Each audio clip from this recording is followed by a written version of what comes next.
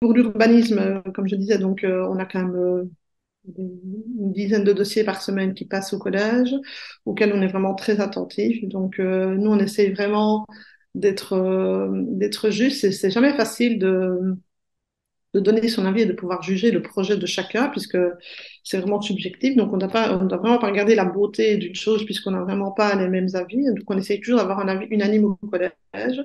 Donc, on essaie vraiment de rentrer dans des cases.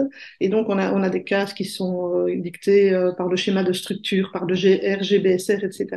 Et on essaye vraiment que chaque projet rentre dans ces cases pour ne pas qu'on puisse nous dire bah, pourquoi est-ce que vous avez accepté ça d'un côté et pas de l'autre. Donc, on essaie vraiment d'être juste vis-à-vis de tout le monde. On est un peu conservateur, c'est vrai qu'on n'est pas trop dans la modernité parce que justement, on a tous RGBSR qui est chez nous. C'est un peu la particularité du village. On fait partie des plus beaux villages de Wallonie et donc on essaye aussi vraiment de maintenir ce critère et de faire valoir la beauté de notre village et le côté rural. Vraiment, il y a plusieurs gros projets en cours, dont la reconstruction. Donc en fait, à l'école de Saint-Attelin, il y aura un nouveau bâtiment qui va voir le jour. Mais ce ne sera pas au cours de, enfin voilà, tout est lancé, mais ça ne se fera pas malheureusement au cours de cette législature-ci. Mais ça, c'est vraiment un beau projet. Enfin, moi, je veux dire que les écoles me tiennent aussi fortement à cœur.